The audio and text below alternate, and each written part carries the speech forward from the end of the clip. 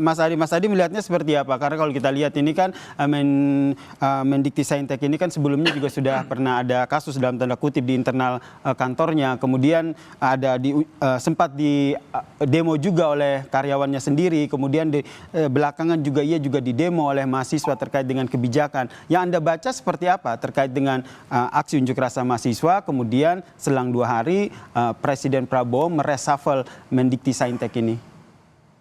Saya kira 3 hal ya, Mas Yasir. Pertama, kalau mau jujur, pencopotan Menteri Perguruan Tinggi dan Ristek ini tentu tidak bisa dilepaskan karena konflik awal ya antara menteri dengan para ASN di Kementerian Tinggi dan Ristek. Itu yang kemudian sepertinya menjadi catatan tebal betapa sang menteri ini memang sudah sedari awal sudah menimbulkan kontroversi dan sesuatu yang menjadi polemik, dan tentu itu akan merusak citra pemerintah. Yang kedua, tentu tidak terlepas dari blunder politik yang disampaikan terkait dengan efisiensi anggaran.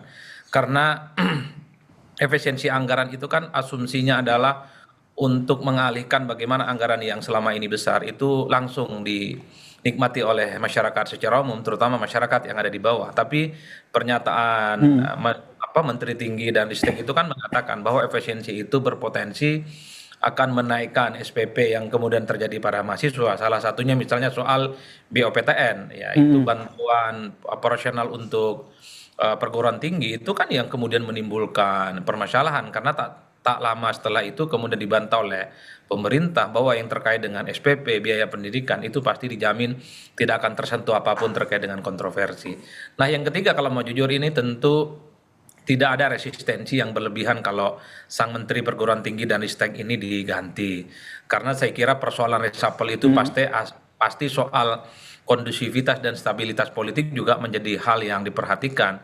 Karena kalau ada reshuffle menimbulkan resistensi, menimbulkan kegaduhan, tentu ini tidak bagus untuk suasana bagaimana stabilitas politik pemerintahan di masa-masa yang akan datang. Kenapa terjadi begitu? Ya karena memang Kementerian Perguruan Tinggi dan Ristek ini tidak terafiliasi atau tidak memiliki backing politik partai manapun. Karena kalau mau jujur, ada juga kan menteri-menteri yang menimbulkan kontroversi, kinerjanya memang sejak awal disorot, kehadirannya juga dianggap sebagai sesuatu yang tidak layak untuk jadi menteri, tapi per hari ini kan aman-aman saja. Karena sang menteri yang dianggap kontroversial itu adalah orang penting dan elit kunci di partai.